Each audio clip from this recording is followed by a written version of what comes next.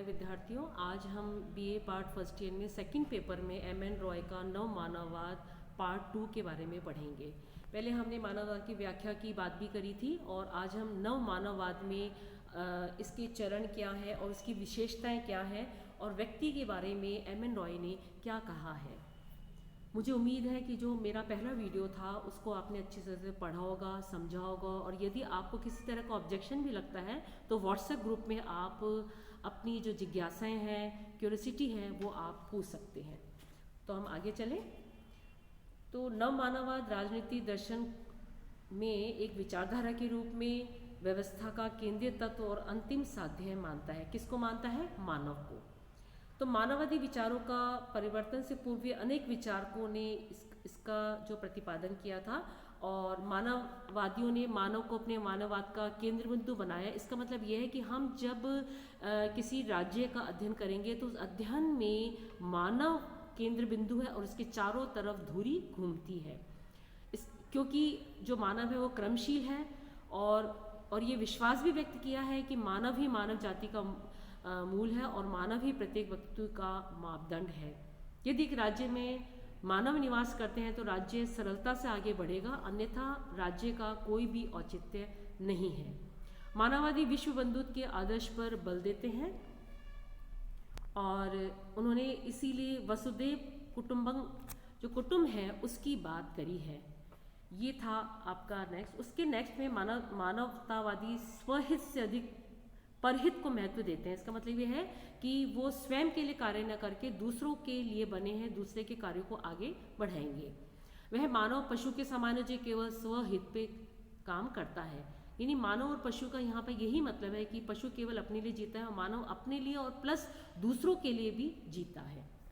फिर आता है मानवतावादियों ने इस बात पे बल दिया है कि मानव को अपने अंदर की बुराइयों को दूर करके मानवीय गुणों में दया,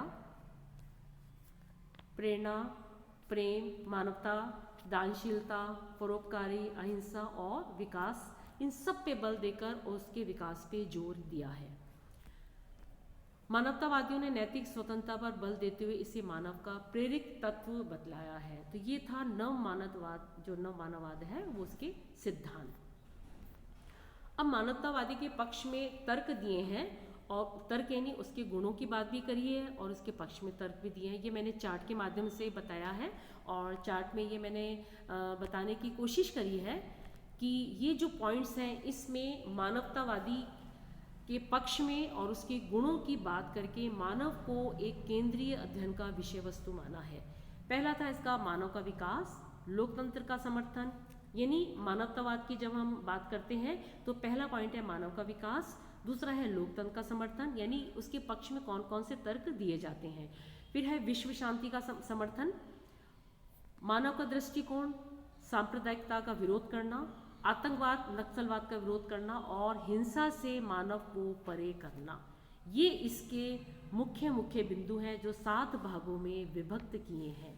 हम कुछ बिंदुओं का यहाँ पे वर्णन करेंगे जो मानवतावादी के पक्ष में अपने गुणों को रखते हैं।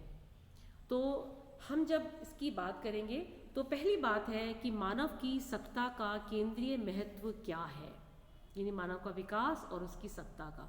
तो रॉय के अनुसार व्यक्ति सभी सामाजिक राजनीतिक संस्थाओं का मूल आधार है और उसके अनुसार सभी संस्थाएं साधन है और व्यक्ति क्या है? साध्य। रॉय के अनुसार राज्य और समाज आदि सभी नवनिर्मित संस्थाएं व्यक्ति की स्वतंत्रता और उन्नति को सुनिश्चित करने में योगदान देने के द्वारा ही सार्थक हो सकती है और व्यक्ति की स्वतंत्र बुद्धि पर समाज एवं राज्य द्वारा आरोपित मापदंडों को नकारते करते हुए मनुष्य ही प्रत्येक बाप का मापदंड है, ऐसा राय का तर्क था। तो राय ने यहाँ पे केंद्रीय महत्व को बल दिया है, किसका? मानव का।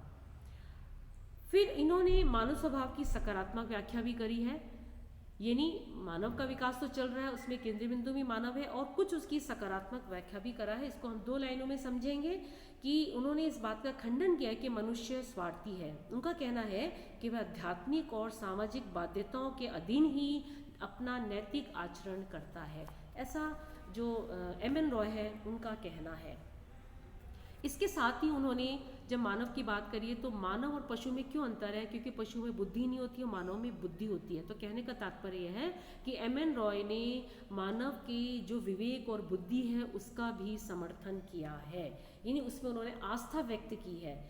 उन्होंने माना कि मानव स्वभाव के विकास समान प्रवृत्ति की ओर ये स्पष्ट है कि अंधविश्वास, जादू टोना, प्राकृतिक धर्म के प्रति झुकाव मनुष्य के स्वभाव की अविकसित अवस्था की ओर संकेत करते हैं। इन्होंने कहा जैसे जैसे मनुष्य ने प्राकृतिक तत्वों और विश्व के प्रति अपना ज्ञान बढ़ाया और नवीनतम वैज्ञानिक अनुसंधान होते गए, अंधविश्वास और लौकिक क्रियाकलाप के पारलौकिक और दिव्य कारण खोजने की प्रवृत्ति भी कम होती चली गई। हाँ, कम होती चली गई। तो यहाँ पे कहने का मतलब है कि जो पहले से अंधविश्वास और झूठ चल रहा था उस पर नकारते हुए मानव के गुणों की ओर बात की गई है, जिसमें उसके ज्ञान की बात की गई है। अब मनुष्य के नैतिक व्यक्तित्व में विकास, हम ये सभी विकास का चरण पढ़ रहे हैं। कैसा विकास? मनुष्य का विकास, विवेक का विकास, उसके चरित्र का विकास, ठीक है, उसके विवेक में आस्था, ये सारी चीज़ें उसमें आती चली गई हैं मानव में। अब ये हमने पहले पॉइंट का यहाँ पे अध्ययन किया और ये मैं आपको चिन्ह के माध्यम से समझाती हूँ कि मानव का विकास, फिर आता है लोकतंत्र का समर्थन। अब लोकतंत्र को हम यहाँ पे स्वतंत्रता से भी जोड़ेंगे, यानी रॉय के अनुसार स्वतंत्रता मानव स्वभाव का एक साधारण लक्षण है, यानी वो पैदा हुआ तो स्वतंत्रता चाहेगा। उनके अनुसार स्वतंत्रता की आकांक्षा मनुष्य की विवेकशील और सचेतन व्यक्तित्व की स्वाभाविक प्रवृत्ति है। यानी सभी मानववादियों ने लोकतंत्र के सिद्धांतों को पूर्ण समर्थन दिया है। व्यक्तियों की स्वतंत्रता, अधिकार, व्यक्तित्व के विकास का समान अवसर, समानता आदि लोकतंत्र के आधारभूत सिद्धांतों का पक्ष है। तो इन्होंने, इनके शब्दों ने क्या कहा कि सामाजिक राजनीतिक संस्थाएं मनुष्य की स्वतंत्रता को सुनिश्चित करने के साधन है और उन्हें पूर्ण स्वतंत्रता की प्राप्ति के प्रयत्नों में मनुष्यों की सहायता करनी चाहिए। ये एम.एन. रॉय का कहना था।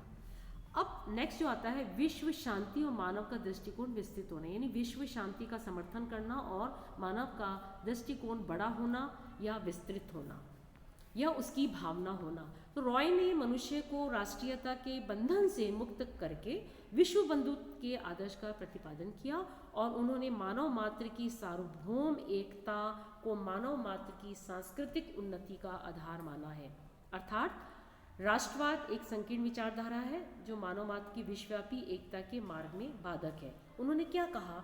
नव मानववाद सार्वभौम है, यानी नैतिक दृष्टि से स्वतंत्र व्यक्तियों का सार्वभौम समुदाय राष्ट्रीय राज्यों की सीमाओं से प्रतिबंधित नहीं होता, और यानी विश्व शांति का वातावरण बनता है किससे? मानववाद से।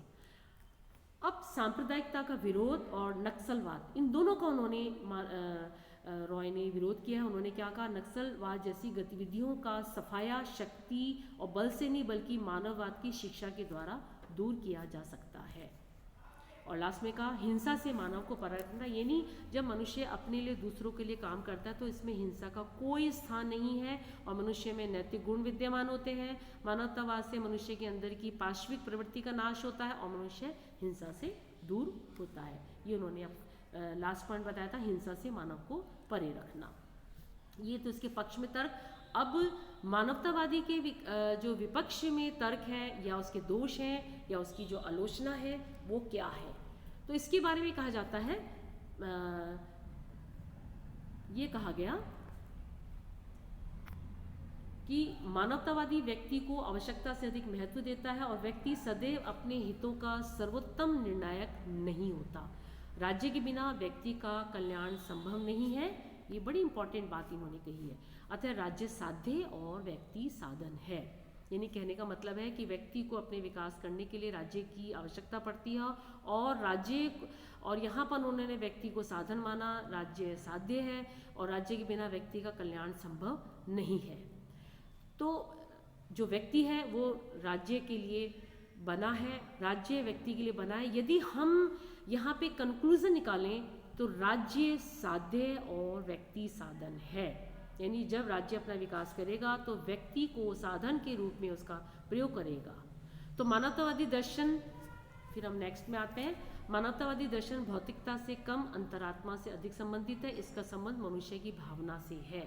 अब यहाँ पे कहने का मतलब है कि जो नव मानववाद की जो भावना है वो व्यक्ति के अंदर की भावना है, ठीक है। तो इसका संबंध मनुष्य की भावना से होता है, अन्य से नहीं है। तो मानवतावादी दर्शन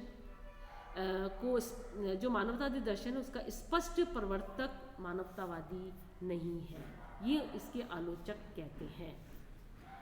अब जो नेक्स्ट बात आती है कि वो ये आता है कि राष्ट्रीय अंतर्राष्ट्रवाद, यानी राष्ट्रीयता की बात करी, राष्ट्रीयता के द्वारा यानी मानववाद के द्वारा ही राष्ट्रीयता की, राष्ट्रवाद की भावना आती है और इसी के द्वारा अंतर्राष्ट्रीयवाद की भी बात आती है।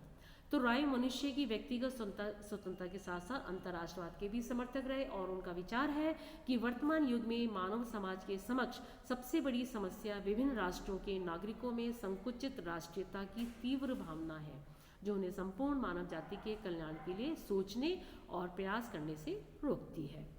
प्रत्येक देश के नेता दूसरे देश के हित की चिंता किए बिना केवल अपने देश की प्रगति के लिए प्रयत्न करते हैं और मानव समाज भिन्न भिन्न टुकड़ों में विभक्त हो गया है जो प्राय एक दूसरे के विरुद्ध कार्य करते हैं। आज विश्व में जो संघर्ष, निर्धनता, बेरोजगारी, पारस्परिक अविश्वास है, उसका कारण क्या है? संकुचित राष्ट्रीयता की भावना। यानी हम केवल अपने राष्ट्र तक सोचते हैं, दूसरे राष्ट्रों के प्रति जो हमारी एक सहयोग की भावना होनी चाहिए वो हमारे अंदर विद्यमान नव मानववाद यानी मानवतावाद की भावना के द्वारा ही आएगी, ऐसा एम.एन. रॉय का मानना है। और इसी के साथ जो एम.एन. रॉय की नव मानवतावाद अंतर्राष्ट्रवाद की भावना है वो यहीं पे समाप्त होता है। नेक्स्ट चैप्टर में हम फिर एम.एन. रॉय के जो नेक्स्ट चैप्टर है भाग जो 3 है उसके बारे में अध्ययन करेंगे।